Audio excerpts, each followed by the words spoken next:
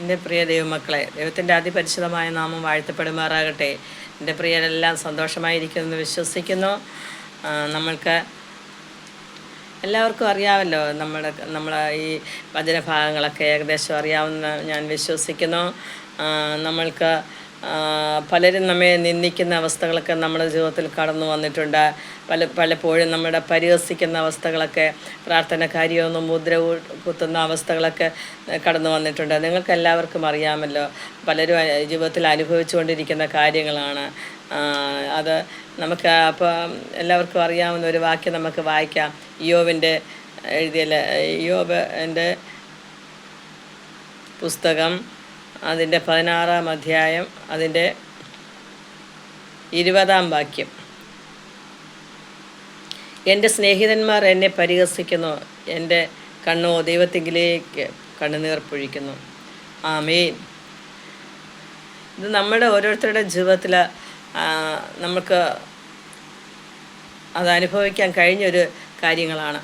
നമ്മുടെ സ്നേഹിതന്മാർ നമ്മെ പരിഹസിക്കുന്നു, ചുറ്റുപാടുള്ളവർ നമ്മെ പരിഹസിക്കുന്നു. നാമോ ദൈവത്തിങ്കിലേക്ക് നോക്കിക്കൊണ്ട് നമ്മുടെ കണ്ണുനീർ പൊഴിക്കുന്നു.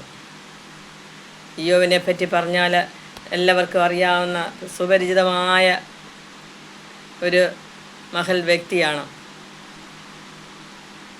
നല്ലവനും നേരുള്ളവനും നിഷ്കളങ്കനും ഒക്കെ ആയിരുന്ന യോബിൻ്റെ കഥകൾ എല്ലാവർക്കും അറിയാം, ചരിത്രങ്ങളെല്ലാവർക്കും അറിയാവുന്നതാണ്. അവൻ സാത്താൻ്റെ കയ്യിൽ പരീക്ഷിക്കപ്പെട്ടു. എന്നാൽ അവൻ സാത്താൻ ക്രിസ്തുവിനോട് ചോദിച്ചു, അവൻ്റെ ജീവനെ മാത്രം എടുക്കരുതെന്ന് പറഞ്ഞു. നല്ലവനായിരുന്നു, നേരുള്ളവനായിരുന്നു. അവൻ്റെ ഭാര്യ അവനെ തള്ളിപ്പറഞ്ഞു, മക്കൾ തള്ളിപ്പറഞ്ഞു, സ്നേഹിതന്മാർ തള്ളിപ്പറഞ്ഞു. അപ്പോഴൊക്കെ ദൈവത്തെ കൈവിടാതെ മുറുകെ പിടിച്ചുകൊണ്ട് ആര് ഉപേക്ഷിച്ചാലും അവൻ ദൈവത്തെ തള്ളിക്കളയില്ല, അവൻ ദൈവത്തെ തള്ളിപ്പറയില്ല എന്ന് ഉറച്ച് വിശ്വസിച്ചുകൊണ്ട് അവസാനം വരെ അവൻ നിന്നതുകൊണ്ട് അവന് 100 ഇരട്ടിയായി എല്ലാം ദൈവം തിരികെ കൊടുക്കുവാനിടയായി.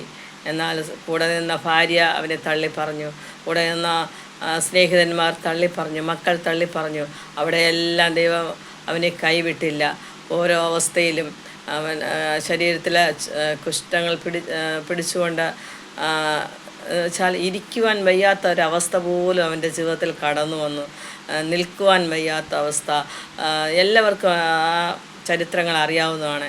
അങ്ങനെയൊക്കെ ഭാരങ്ങൾ, പ്രയാസങ്ങൾ, പ്രതികൂലങ്ങളൊക്കെ ജീവിതത്തിൽ കടന്നു വന്നപ്പോഴാണ് ജീവിതത്തിൽ അവിടെയെല്ലാം എല്ലാവരും കൈവിട്ടു, എല്ലാവരും തള്ളിപ്പറഞ്ഞു. അവിടെയെല്ലാം ദൈവം അവനെ മാനിച്ചു. അതുപോലെയാണ് നമ്മളും നമ്മുടെ ജീവിതത്തിൽ പലപ്പോഴും പലരും നമ്മെ പരിഹസിച്ചേക്കാം, പലരും നമ്മെ നിന്ദിച്ചേക്കാം, തള്ളിപ്പറഞ്ഞേക്കാം, അപമാനിച്ചേക്കാം.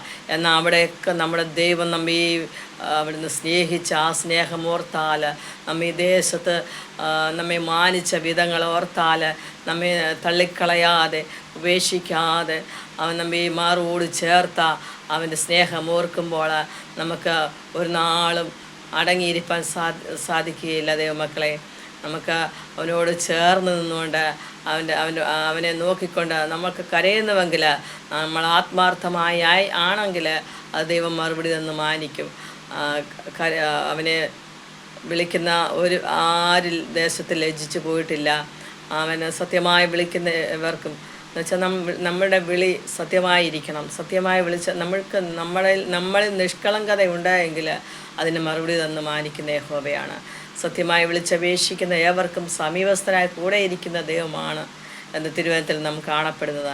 അങ്ങനെ നമുക്ക് ദൈവത്തിൻ്റെ മുമ്പാകെ താഴ്ത്തി കൊടുക്കാം. ഈ വചനം നമ്മുടെ ഓരോരുത്തരുടെ ജീവിതത്തിൽ ഏറ്റവും അനുഗ്രഹമാകട്ടെ, അത് വിടുതലാകട്ടെ എന്ന് പറഞ്ഞുകൊണ്ട് ഞാൻ താണിരുന്നു കൊള്ളുന്നു.